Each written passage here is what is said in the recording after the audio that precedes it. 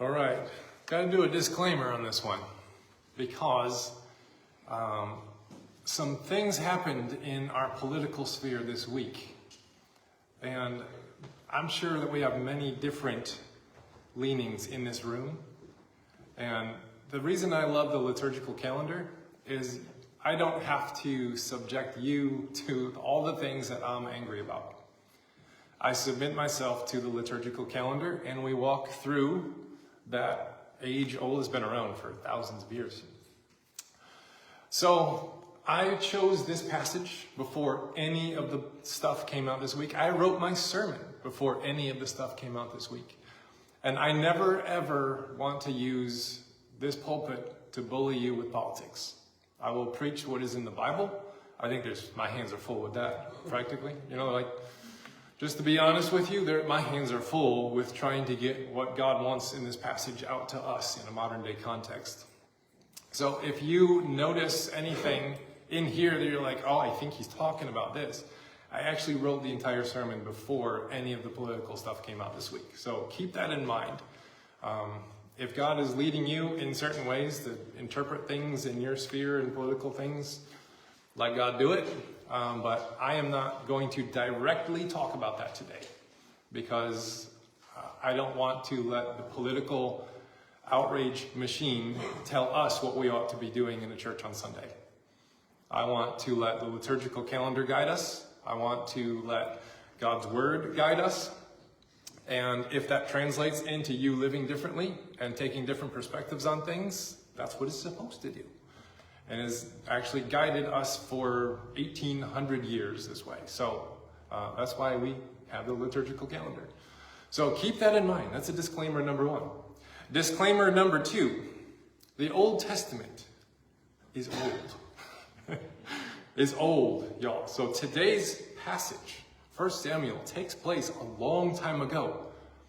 So if you know anything about human history, we've kind of divided things up. We're in like the technological age or information age or whatever you want to call it. There's the industrial age, the medieval times. There was the Stone Age when cave dwellers were making tools out of stone. After that was the Neolithic age. And then we got the Iron Age and the Bronze Age, and we move forward. Some of these stories take place, like today's, in the Neolithic age. That's a long time ago, y'all. That's almost 5,000 years ago in some cases. So these are old stories. When we read a passage that is this old, there is wisdom in this passage that we have to get to by looking at God through the lens of the people who are hearing and writing this. So we don't just pull this story out and slap it on our modern day context and say, thus saith the Lord, here's how it's supposed to go. The Old Testament is a lot trickier than that. The Old Testament is ancient wisdom from ancient peoples. And what they're doing most of the time is they are looking at God through their vantage point. And in order for us to then see the God that they're seeing, we have to then stand and look at it through their eyes. And that's really hard to do when we're separated by 5,000 years and many technological advancements and cultural. Democracy wasn't even invented yet. This is a weird theocracy kind of a situation where they don't even have a king yet. So those are my two disclaimers. The Old Testament is old, and I am actually I didn't write this in reflection of any of the things that took place this week. So keep those things in mind as we go forward. But in order to know where we're at on the timeline of things in this Samuel story, it's about a little boy named Samuel. Today's passage, we'll watch him as he grows up in the next couple of months. But what's really interesting is we got to know where it falls in this grand narrative of the Old Testament. It's a story. It's a long story. So I thought I'd tell you that story real quick. So, get your cup of tea or your whatever coffee. I got my coffee down here. And kind of cozy up for a bedtime story. You ready for a bedtime story? Okay, once upon a time, in the Neolithic age of 2600 BC, to be precise. That's a long time ago. It's a very long time ago. There was a people enslaved and mistreated and abused. For hundreds of years, multiple generations only knew slavery. One of those slaves, however, was adopted by the ruler's daughter. when he was only a baby, and his name was Moses. And he grew up in the royal palace. And when he was old enough to notice, he wondered about the welfare of his people on the outside. And one day he noticed one of his people being whipped and beaten by a soldier. Indignation filled his heart, and he intervened and killed the soldier, making him a wanted man. So he fled into the desert. And after 40 years of living in the desert as a nomad shepherd, raising his own family, he heard the voice of God to return to his people and demand that the empire that they are enslaved in set them free.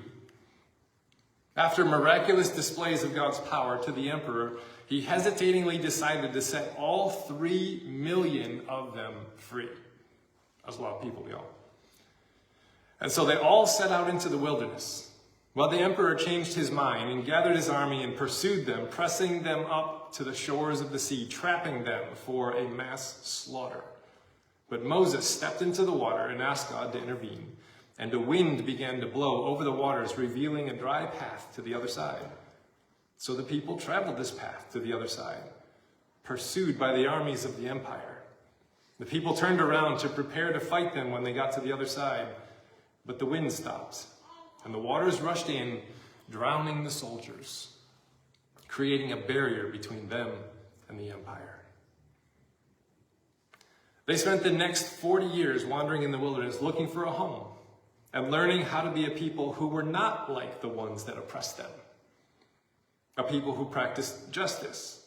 They were categorized into tribes and settled into the land and built their homes and their farms, and they had a hard time governing themselves because they had no central king, because God did not want them to have a king like all the other nations. When trouble rose up among them, a leader named a judge would rise up and provide some needed leadership and guidance and wisdom. But their tribal state was unstable because many of these leaders became corrupt.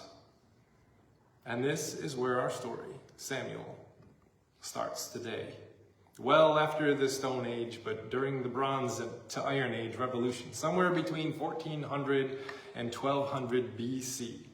Over 1,000 years has passed since that time when Moses led them across the Red Sea. And so our story starts here with a married couple, Elkanah and Hannah. And they could not have children. So Elkanah said to her, "It's all right. Am I not worth 10 sons to you?"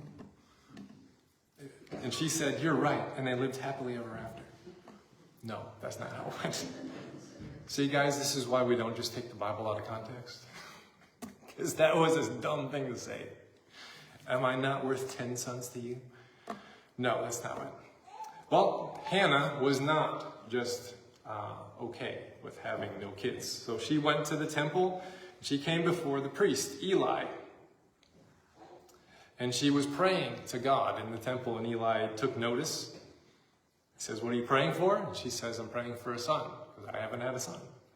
He said, "May God grant you that request." And she says, "If that happens, I will give him back to the Lord, and he can live here in this temple all his days." And so she bore a son that year and raised him until he was 3, and then came back and left him at the tabernacle to be raised by Eli, the high priest. Now the sons of Eli, who were also priests in the tabernacle, were corrupt and evil. They stole from people's offerings. They'd taken money out of the plate and going and spending it on themselves. Well, actually it was meat, because that was the currency of the day. They took that out there and they ate it. They sexually abused the women who were at the gates. Eli confronted them about it, but they ignored him, and Eli ignored them afterwards, letting them continue on, and nothing happened. But Samuel, he did what was right. And God told Eli, "You and your sons have been the priests because I said your family line would be the priests. But I'm changing my mind on that. And from now on, it's not family ties that I'm going to honor, but those who honor me. You and your family will not see an old age, but you will die in your corruption." And that's where our passage picks up today. Samuel is now 12 years old. And he is kind of like the personal assistant to Eli in the temple. And he hears a voice at night. And he thinks it's Eli calling for him. I don't know if you've ever heard voices at night, but that can freak you out. But it didn't freak out Samuel. He went to Eli and he says, all right, what was it? So here it says, Samuel was lying down in the temple of the Lord where the ark of God was. Now the ark was kind of like their main central place of worship. All the sacrifices happened there. If you've seen Indiana Jones and the Raiders of the Lost Ark, you know what it looks like. But that was where all of their worship happened there. It was like their mascot. It was their mascot. It was more than a mascot though, but it represented God's presence with them. And they would do different things on it for worship. Kind of like we have candles and plates and different communion. They had the ark and they'd sprinkle animal blood on it for different times, which is gross to us because we don't live 4,000 years ago or 3,000 years ago. But that's how it worked. And so this is how they worship God, with this piece. Inside of there was a bunch of memorabilia that Moses had put in there and Aaron had put in there when they were wandering around in the wilderness. So this is their thing. It's a big deal to them. It's how they worship. When they moved from this tent-like tabernacle to the brick and stone temple system, they took that Ark of the Covenant, they put it in the most holy place, and they did their thing in that room. So that's where, Samuel is just laying down in that area, in the temple of the Lord, where the ark was. And the Lord called out, Samuel, Samuel, and he says, here I am. And he ran to Eli, and he's like, you called me, didn't you? No, I didn't call you. Go back to bed. Goes back to bed. God calls him again. Hey, Samuel. He runs up, and he's like, all right. Eli, you called me? No, I didn't call you. All right, okay. Goes back to bed. Or is it a third time? Samuel? He runs back. Eli, you called me? And he says, no, I didn't call you. So what we see here is a Jewish narrative thing. There's 3 times, right? 3 times is like a complete number. 3 is a very complete number to the Hebrew mind. They're going to think that's a perfect number. Number 3 is this perfect, complete number. So it's trying to communicate to us that something about Samuel's character. Now, I don't know if you've ever called for a son or grandson or whatever, and they're 12 years old, and they just come right away, I am here, ready to serve you. It's not how it usually goes, is it? In a minute, after I put my video game down. Right, there's this thing. So they're trying to communicate to us something about Samuel's character. He's lying before the ark of God, and we have all of this corruption taking place between Eli and his 2 sons who are in charge of the whole religious institution. There's a whole bunch of corruption taking place. And we have this little boy, 12 years old, laying in the temple who's just this regular old servant to Eli, just doing whatever Eli says. And there's supposed to be something there's something humble about this little boy. There's something pure about this little boy. And God has already said, I'm not going to honor family lines anymore like I did. You're not just going to be a priest because you've always been a priest kind of a thing. I'm going to start honoring the people who honor me in this way. So God has already said, I'm changing things. Samuel is the start of that change. Samuel is the one who's hearing God's voice. Now, are the 2 corrupt sons of Eli going to hear God's voice as they're stealing from the people and sexually abusing the women at the gates? They're not going to hear God's voice, right? Is Eli going to hear God's voice because he's turned a blind eye to all of the abuses that these people are doing? No, he's not going to hear God's voice. Who's going to hear God's voice? Samuel's the only one left. He's in the temple. He's laying before the Ark of the Covenant, which is where God's presence is said to show up, and all these sacrifices are made. So he's shows this closeness to God, even though he's only 12 years old. And so we're supposed to say to ourselves, all of a sudden there is this wisdom, there is this humility, and there's this purity to this little boy. And we're supposed to notice that this is a powerless little 12-year-old boy just being a servant in the temple kind of a thing. And we're supposed to kind of balance that out with these 2 sons of Eli who have all the power and they are being corrupt with it. And so I like what Walter Brueggemann says. He says, the narrative of Samuel's call is a profound exploration of how God's word comes unexpectedly to those who seem powerless, yet are uniquely positioned to bring transforming wisdom. This is like the story of Samuel. He's uniquely positioned in the temple before the ark. He's uniquely positioned as a young 12-year-old boy who has not been corrupted by all of the greed and everything that's happened around him. And it shows that he just has this willingness to serve. He thinks it's Eli calling him. He's not upset at Eli, like, why are you calling me, man? It's in the middle of the night. And he does it 3 times. He gets up and he walks to Eli. He's like, I'm ready to serve. I'm ready to hear. What you got? And Eli says, no, that wasn't me. Go back to bed. Go back to bed. Go back to bed. 3 times. He's willing to get up in the middle of the night to come and serve Eli because that's what he does. There's this beautiful willingness to serve that we see in Samuel. He's humble. He's willing. He's ready. Thomas Merton said this, the call of Samuel reminds us that God's voice often comes to the humble and unassuming. It is in the willingness to say, here I am, that true wisdom and leadership begin. This Samuel figure is going to change the entire narrative of an entire people because he's humble. And we see that he's very receptive. He follows this call 3 times. And he doesn't get all upset about it. He doesn't get bent out of shape about it. He doesn't get irritated about it. He's just ready. He's receptive. He's willing. He's humble. This is the character of this little boy. I like what Gustavo Gutierrez says. Samuel's readiness to listen and respond exemplifies a crucial aspect of liberation theology. The importance of hearing God's call to justice, especially through the voices of young and marginalized. Now, we have to read the Old Testament in the proper lens. Like, we have been shaped by the Puritan movement of the 16th, 17th centuries to say, like, there are certain moral values that we have to adhere to. If we bypass those and go a different direction, God gets angry with us because, you know, we were drinking, dancing, chewing, gambling, card playing, whatever else. All of that came from this Victorian era puritanical understanding of morality that does not exist in the Old Testament. But it's easy to say, oh, the sons were wicked, so they're going to be punished. And if you're wicked like the sons, you'll be punished too. And that's not where this story is going. The story centers this on there is an injustice happening. And people in power are committing the injustice, and it hurts the people.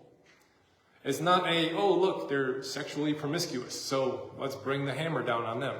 It's not about that. It's abuse happening from people in leadership that then hurts the people all around them. And that's what is centered. This story is centered on the idea of justice. A lot of the Old Testament is centered on the idea of justice, not on the idea of morality, but on the idea of justice. And so we have to have that perspective when we read this. And what we see here is that powerful wisdom is found in a powerless, quote unquote, boy. Now that's the first 10 verses that we heard. What did God actually then say to Eli? Because he comes back. Eli tells him, he's like, why don't you go and lay down? We think that's God talking to you. So go ahead and lay down. And if it talks to you again, say, speak, Lord, your servant is listening. Right? So he does that. He goes back and lays down. And what does he say? It's like, what? What's this 12-year-old boy going to hear? Say, what? I like that kid. He reminds me of Samuel. Here's what he says. So Eli said, go lie down, and if it calls you again, you shall say, speak, Lord, your servant is listening. So Samuel went and lay down in his place. And now the Lord came and stood there, calling as before, Samuel, Samuel. And Samuel said, speak, your servant is listening. And then the Lord said to Samuel, here's what he's going to tell a 12-year-old little boy. I will fulfill against Eli all that I have spoken concerning his house, for I told him that I am about to punish his house forever for the iniquity that he knew, because his sons were blaspheming God and he did not restrain them. Holy smokes. Think about receiving that message as a 12-year-old boy and saying, why don't you go tell Eli that? Okay, so this is not a pleasant word. This is like, you hear, this passage is often quoted, speak, Lord, for your servant is listening. And then you have a little coffee mug with that on. It's like, this is a beautiful verse. But then what you hear God saying after that was like, yeah, I feel the same way, Sophia. what you hear God saying then is like, I'm about to bring the hammer down on these folks. So I can imagine Samuel being like, oh my gosh, okay, so I gotta go take this. So this is not a pleasant word, right? Like this is not, the word of the Lord was not nice to hear for Samuel. What does he do with this awkward thing? He actually honors it and goes and tells Eli what God said to him. It's really interesting. But before we get there, just think of the leadership role this 12-year-old now has to play. This 12-year-old little boy has to now try and navigate these waters of all the people in charge of everything seem pretty messed up. And I'm the only one left in here. And God seems to be talking to me. What am I going to do? That's what he's thinking. One of my favorite theologians, Abraham Joshua Heschel, he said this: the failure of Eli and his sons is a stark reminder that leadership without moral integrity invites disaster. Prophetic voices like that of Samuel arise to challenge and correct the misuse of power. Abraham Joshua Heschel. He's good stuff. And so what does God actually tell Eli? I'm going to kill them all. That's what he told them. Just straight up, Eli and his sons, they're all going to die. Could you go tell Eli and his sons that it's time for the word of the Lord to be fulfilled? Because I'm going to kill them all. Whoa, that's deep stuff. That's heavy stuff. Now remember, this is like a 3,000-year-old story. So just keep that in mind. This is not just, let's, transpose this on modern day society kind of thing. There's a lot of stuff that we have to do in this. This is why the Old Testament is hard to read, folks. Because what does it say? Oh, that's what God does. God, when God is angry, God strikes people down and kills them. That's what happened in the Old Testament, so that must be how God works. And that is not true. Because Jesus actually corrected that in his disciples in the book of John. When they're going to this town, and the town totally rejected them. And the disciples are all angry. And they're like, so you want us to call fire from heaven to blast these guys? And Jesus is like, no, that's not how it works, actually. I know that's what's in your stories and your narratives, but that's not how it actually works. So keep that in mind as we read these stories. Jesus is the corrective lens for the violence of the Old Testament. Keep it in mind. One of my favorite theologians, James Cone, he said this: Eli's leadership failed because it neglected the demands of justice and righteousness, leading to divine retribution. True leadership must align with God's justice to avoid harming the community. This is a beautiful quote from James Cone, but look how it demands. The demands are not moral purity. The demands are not follow the rules. The demands are not get in line. The demands are God's justice must be performed. And there's a great injustice being performed by Eli and his sons that is harming the entire community. And so this story is about the misalignment of the leadership with the justice of God. Not about they're just doing bad things. And if you do bad things, then God's going to come get you too. This is God stepping in and intervening for the people who are under poor leadership. So God says, I'm going to go ahead and tell them that I'm going to kill them all. But this is the story of power of leadership gone bad. That's what this story is. Because the leadership has just fallen apart. And now it's up to a 12-year-old little boy to stand up. And we're supposed to notice how crazy this is. A 12-year-old little boy is going to rise up in leadership because he's going to have integrity. And these other folks who have all the power are going to fall because they don't have integrity. And what the Old Testament does is that it looks at God, and we have to look at God through their eyes. And we have to interpret how they're interpreting things. So the story is not just this is how God works kind of a thing. This story here is about this is how they're interpreting, doing their theology in their moment. The Old Testament is the people of God, doing the interpretive work about, okay, this is going on in our society. These are the things that we believe over here. So this is what we think God is like. And yes, the Old Testament gets that wrong sometimes, and the New Testament comes in and corrects it. And even the apostles get stuff wrong in the book of Acts. And even you could watch how they're corrected in the book of Acts, how they change, they evolve. They're like, well, first we're demanding this of all the new converts of people. Everyone has to be circumcised. That's in the book of Acts. Or if you want to be a Christian, then you have to follow these laws here. And one of them is you have to be circumcised. And then Paul in Galatians is like, actually, you got that wrong, guys. We're not going to focus on that. Y'all don't got to go down those roads. We don't have to do that. That was a Jewish thing, and we're not under the Jewish thing anymore. That's an evolution in the scriptures itself about how things are changing and how people are perceiving God in the moment, doing the theological interpretive work, and getting it wrong. But we get to see in the wrongness how they evolve and get it right. That's one of the complicated things of the Bible, and especially an Old Testament story, is we see the evolution of things, and then Jesus is the final interpretive lens placed on everything. And so here we are. It's not a pleasant word. He says, I'm going to have to take them all out. There's bad leadership here that's harming the community. I love what Henry Nouwen says. The calling of Samuel to deliver a hard message to Eli highlights the courage required to speak truth to power.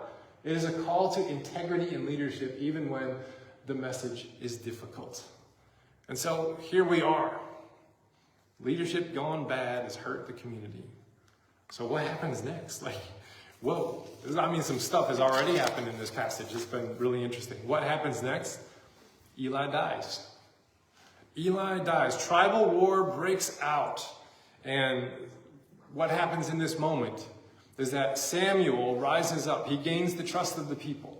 And he rises up to take a leadership role. It says, as Samuel is offering up the burnt offering, the Philistines, they're like the bad guys of this generation, they drew near to attack Israel, but the Lord thundered with a mighty voice that day against the Philistines and threw them into confusion.